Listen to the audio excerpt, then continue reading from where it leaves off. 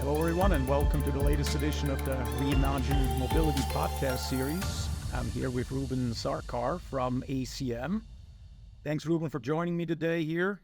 And maybe we'll get started right away. Explain to our people, what is the American Center for Mobility? What do you guys do?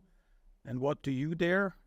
And then let's jump right into it, how you, with what you guys are doing and what you specifically are doing, help reimagine mobility. Great. Yeah, thanks, Stephan. I'm glad to be here today. But a lot of these things are top of mind because we have the auto show going on, and so been having lots of conversations. So the American Center for Mobility is a global development center focused on safe, sustainable, and secure mobility. Originally, it was conceived of as a connected and automated vehicle test track, a proving ground with shared infrastructure and assets for companies to come in and use. But getting aligned with the themes, we have been, shifting our focus and are now broadly looking at mobility in the areas of safe and sustainable and secure, bringing in electrification, areas like cybersecurity into our focus. So what we do is provide the facilities and the infrastructure so that companies don't need to go replicate that themselves and can spend their dollars on their product development rather than on infrastructure development. Okay, very good. So let's jump right into it. Automated vehicle, connected vehicle. I mean, years ago, we coined the phrase somewhat case, right? Connected, automated, shared, electric. I think some of those pieces are way more developed than others since we've used that phrase. But tell me a little bit, it seems today there's so many different activities and everybody likes to throw out connected, everybody likes to throw out automated. What do you guys see from the testing and exactly what you just shared with the listeners and the viewers and what you guys are contributing here to the mobility space and helping suppliers and OEMs alike to do it? Where do you really see the connected and automated space heading right now? And then maybe where do you see it really be in maybe 5 years? Yeah. So I like many people were talking about connected, automated, shared electric, or even just connected and automated vehicles, cabs. And the reality is you have connected vehicles and that you have automated vehicles and then you have connected and automated. And really what's happening right now is these are happening in individual kind of categories. So a number of the automated vehicle developers said, hey, we'll take connectivity when we get it, but we're just moving forward on automation, right? Because they realized that the connected vehicle piece took a little bit of more time to get the infrastructure up. And only now we're starting to see that connectivity is coming back with the passing of the FCC rulings and now some direction in terms of what kinds of approaches are going to be used. So what we're seeing right now are increasing work in the connectivity space that's coming back with 5G and the potential ability now to deploy into the 5.9 gigahertz spectrum, and then automated vehicle work. But what we still aren't really seeing is an orchestration of connectivity integrated with automation. And so I think for near term, what you're going to see are these two things moving in parallel with connectivity, providing more driver feedback, and that automation is going to continue to move on its own course. And then eventually these two things are going to get integrated. If you want the holy grail of cooperative driving automation, where you have less traffic, no congestion, no accidents, that's still a long ways away. And to be candid, it's really an area of research that we do a lot of federal research there. But I think really what you're going to see are just individual efforts happening in connectivity and automation. And then in some areas, people trying to see how they can integrate the two together. The way we work with companies and what we're seeing is, as I mentioned, we provide the test facilities for companies to come test and validate. And so by virtue of seeing what kinds of things people are doing, we get a sense of the maturity because you don't deploy till you validate. And if we get a sense of what you're validating, we kind of know what the maturity levels are. So on the automation side, there's been a shift back to a lot more level 2 and 2+, or what people call 2+. As much automation as possible while still keeping the driver, squarely in control of the vehicle. Some companies are putting out what they call level 3 systems. There's a question as to whether that you can really do that effectively, but those would all have driver monitoring systems, right? So you're still responsible to be re-engaging with the car. And that getting to level 4, it's really going to be in the robo-taxi space as opposed to the personal car ownership space for quite some time. It's more of a step function or leap to get from level 2 to level 4. in terms of the cost of compute and the sensors to do it. So a lot of companies are treating these as separate efforts, right? You have your level 2 teams. Maybe there's some shared similarities in the sensor suite, but you're not going to really see passenger car level 4 across the board anytime soon. You'll start to see level 4 like features, right? In areas where, you can have no cross traffic in a very specifically defined operating, domain. The connectivity side, again, we're starting to see the ball rolling now that the FCC has at least, stayed the course with their CV2X decision. We can argue whether that was the right thing to do or not. Many people are still a bit turned off by the loss of effort that was put into dedicated short-range communication. Yeah, but there is opportunity space now. There's kind of two things we're seeing. One is whether or not you can use the cellular network itself, 5G, which is technically not CV2X in the definition of how people think about it. But can you do that with less infrastructure?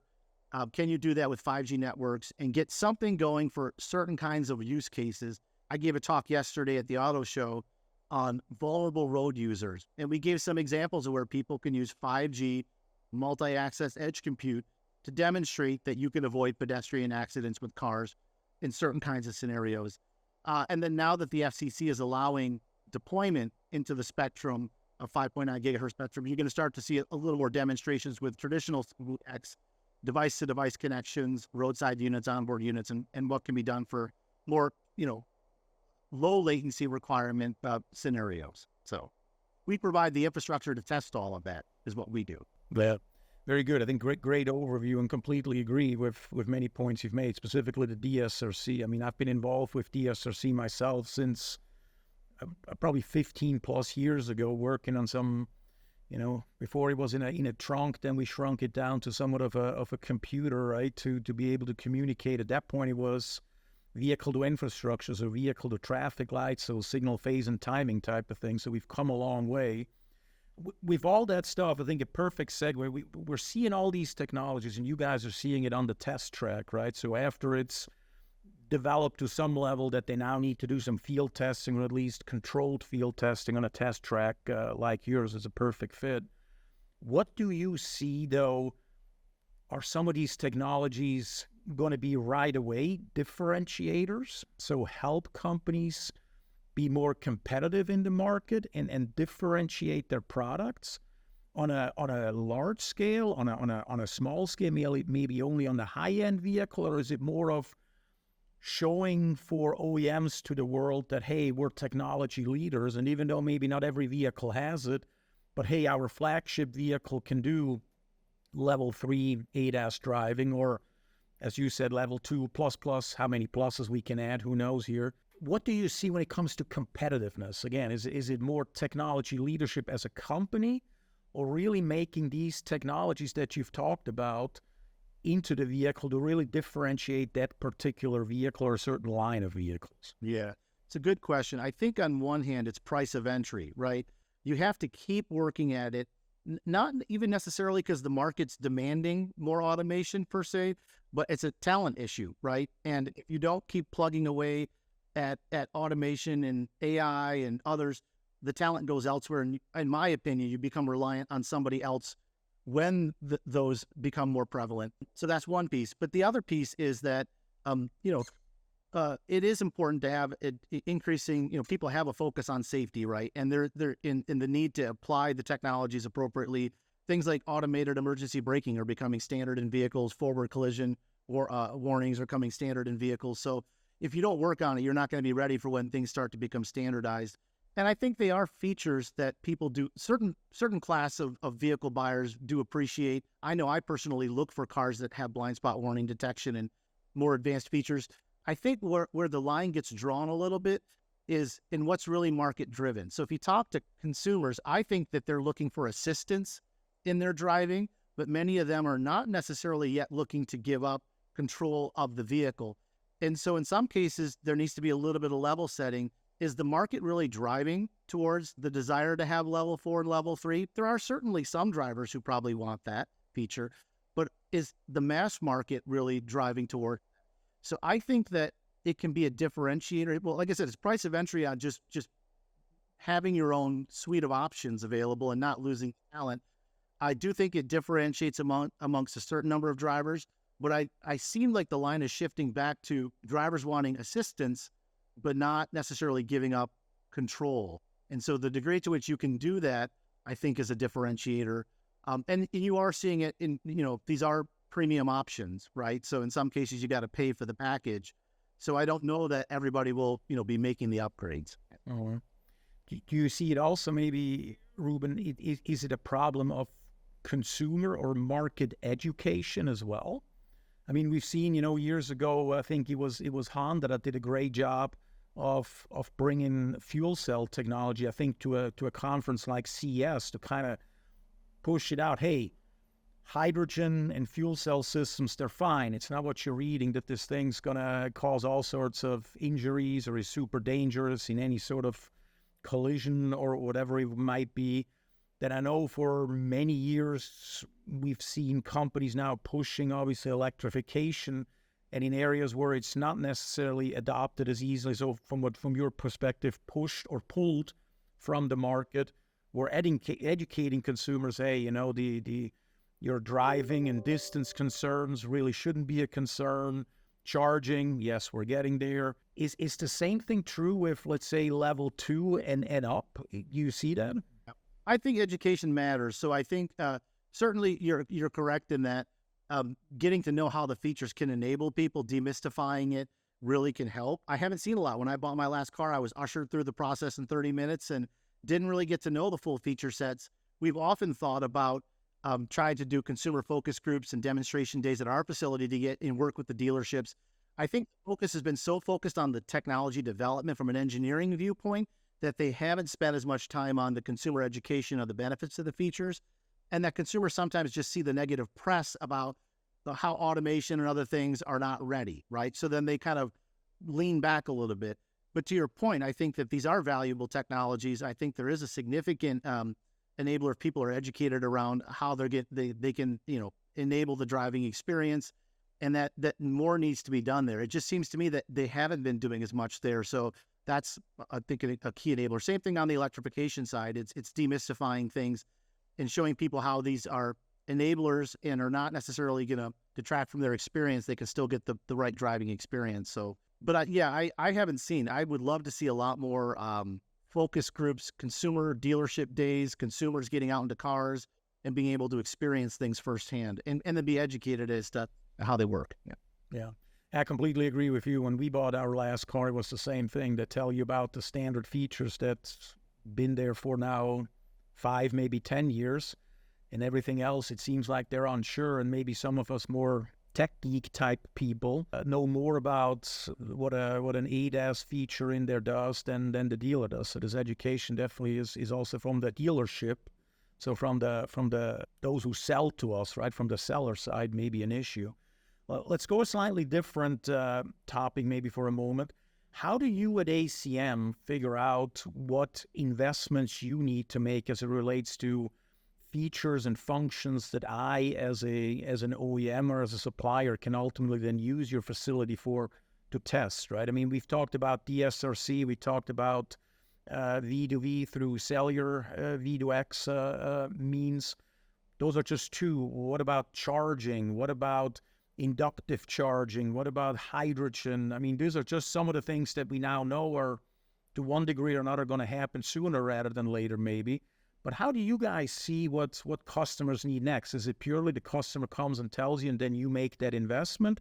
Or do you look at magazines? Do you talk at trade shows and listen to those guys? Interested how you get that information on where to take your organization or your test track? Yeah, it's challenging because people often don't tell you what their needs are, right? Even if you ask, they don't want to tell you, partially because in having a need, you might have a gap, and a gap is sometimes a competitive issue, right? You don't want people to know what your gaps are. And so we do a lot of detective work to try to, from all the angles you just mentioned, to try to get an understanding of the market, what the needs should be. I've worked in a lot of development on the development side too, in OEMs and startup companies. So I kind of know from the inside, like, what it takes to develop something.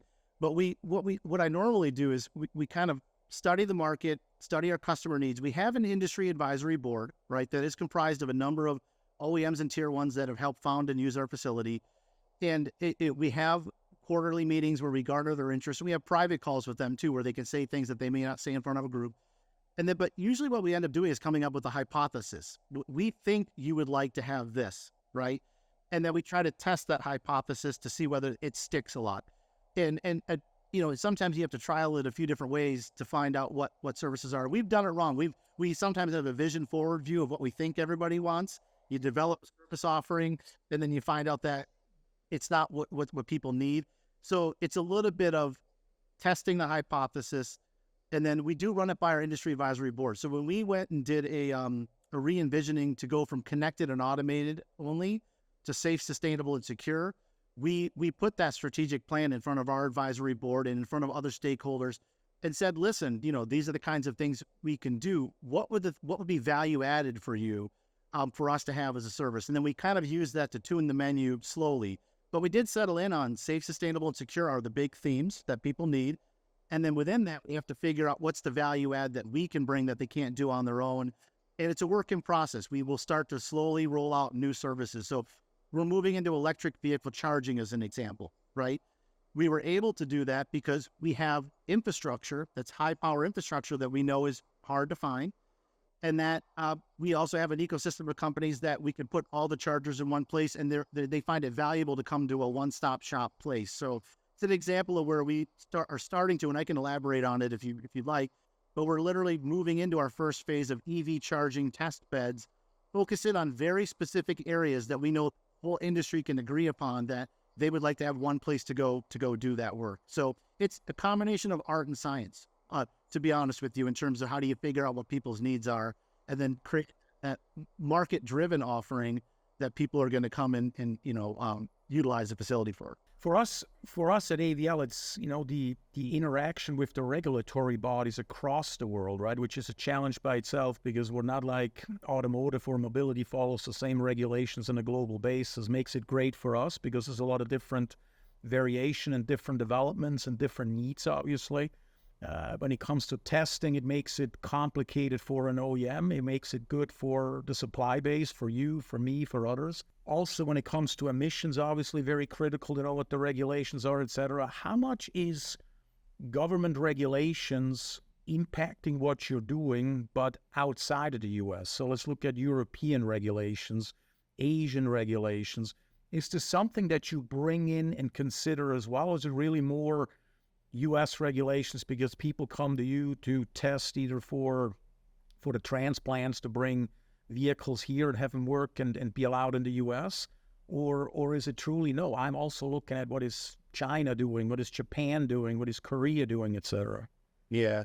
Historically, we have been focused on the U.S. market because people test locally what they're building. So they don't ship cars necessarily from Europe over here. They might find another facility globally that's regionally distinct.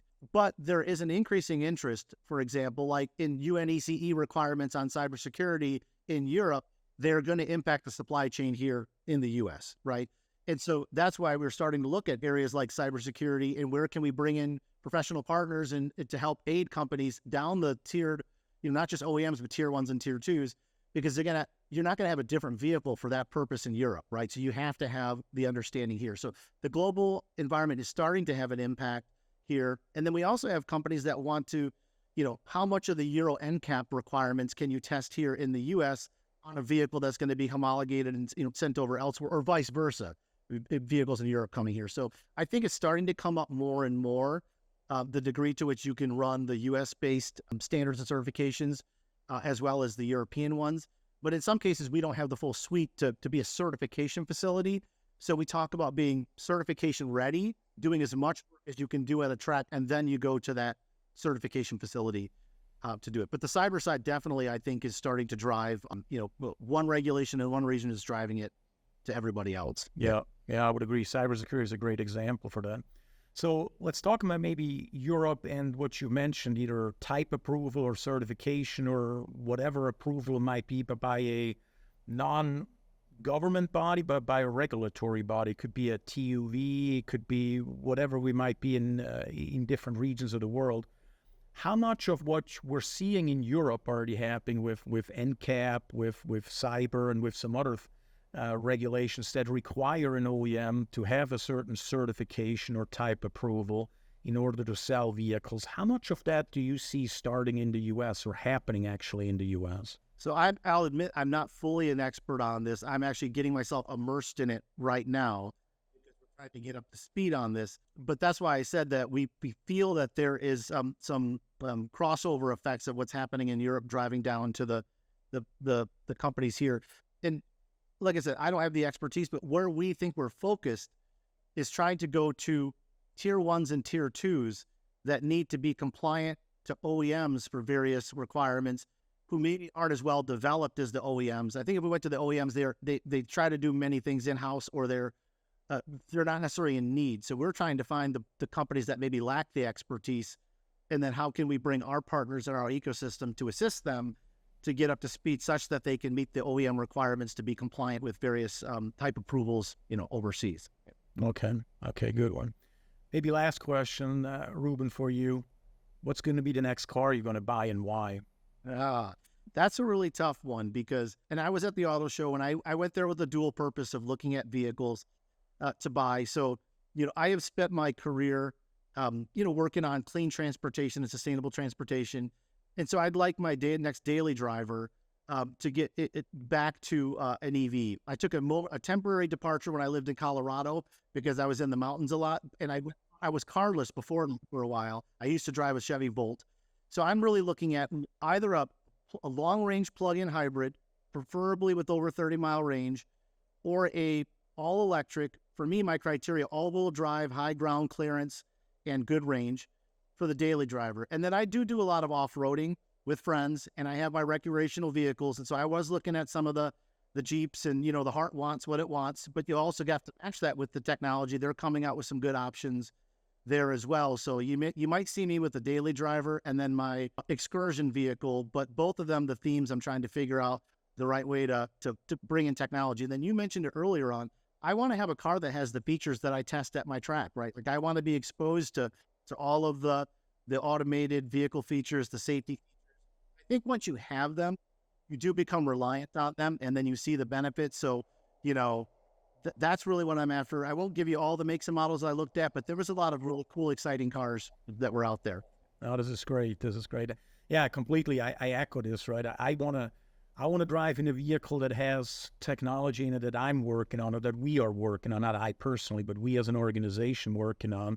And it's always interesting when we look at new vehicles. My wife likes, to look at the looks of it and how comfortable the seats are, and I could care less as long as it is fully with the technologies that I'm interested in. So it's good. Reuben, thank you so much for your time, and thanking for brainstorming with me, together with me, of what we see, Reimagine mobility to look like in the next few years. Thank you so much. Yeah, appreciate it. Thank you for the opportunity. Thank you. Thanks for listening to Reimagine Mobility Podcast. If you like this episode, please subscribe and tell a friend.